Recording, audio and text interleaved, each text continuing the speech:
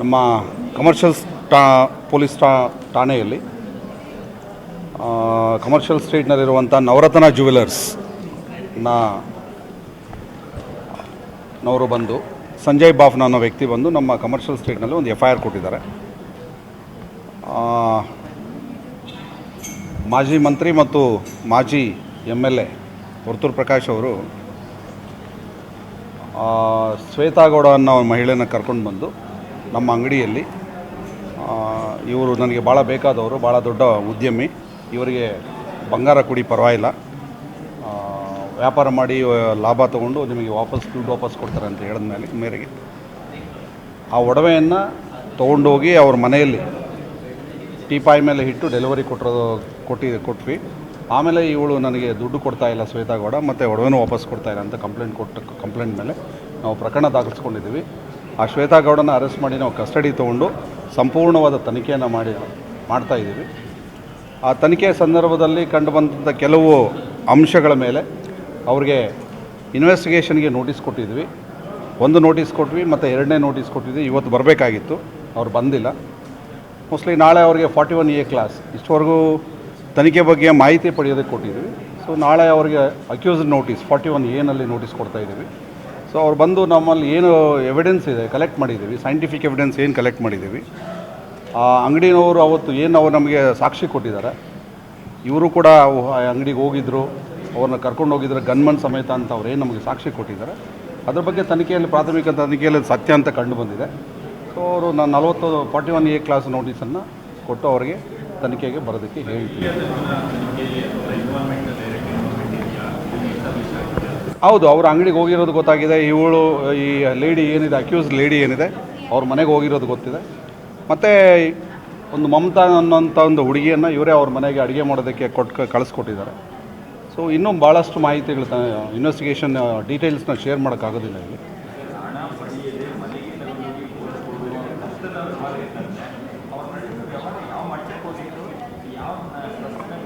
ಅವರು ಬಂದು ಎಕ್ಸ್ಪ್ಲೈನ್ ಮಾಡಬೇಕು.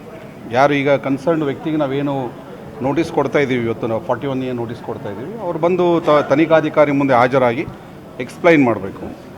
ನಾವು 2 ನೋಟಿಸ್ ಕೊಟ್ವಿ, ಬರ್ತಾರೆ ಅಂತ, ಅವ್ರು ಬಂದಿಲ್ಲ, ಅವರು ಅವಾಯ್ಡ್ ಮಾಡ್ತಾ ಇದ್ದಾರೆ.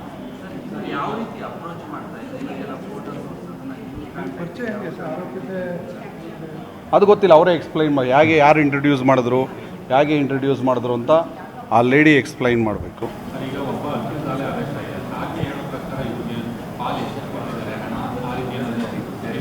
ಇಲ್ಲ, ಅದು ಕೆಲವು ಬಂಗಾರದ ಐಟಮ್ಸ್ನ ಅವ್ರು ಕೊಟ್ಟಿದ್ದೀವಿ ಅಂತ ಹೇಳ್ತಾರೆ.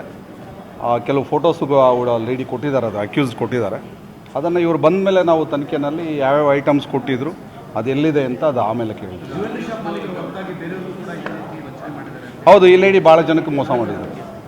ಈ ಲೇಡಿ ಹುಬ್ಬಳ್ಳಿ ಧಾರವಾಡನಲ್ಲಿ ಒಬ್ಬರ ವ್ಯಕ್ತಿಗೆ, ನಮ್ಮ ಸದಾಶಿವನಗರದಲ್ಲಿರುವಂಥ ಗಣೇಶ್ ಜ್ಯುವೆಲರ್ಸ್ ಅವ್ರಿಗೆ, ಮತ್ತು ಇನ್ನೊಂದು ಯಾವುದಮ್ಮ BKB ಜ್ಯುವೆಲರ್ಸ್ ಅಂತ. ಸೊ ಭಾಳಷ್ಟು ಜ್ಯುವೆಲರ್ಸ್ ಅಂಗಡಿ ಹೋಗಿ ಲೇಡಿ ಗೋಲ್ಡ್ ತೊಗೊಂಡು ಕೆಲವರಿಗೆ ದುಡ್ಡು ವಾಪಸ್ ಕೊಟ್ಟಿದ್ದಾರೆ, ಕೆಲವರಿಗೆ ದುಡ್ಡು ವಾಪಸ್ ಕೊಟ್ಟಿಲ್ಲ, ಮತ್ತು ಕೆಲವರಿಂದ ಅಕೌಂಟ್ಗೆ ದುಡ್ಡು ಹಾಕ್ಸ್ಕೊಂಡಿದೆ.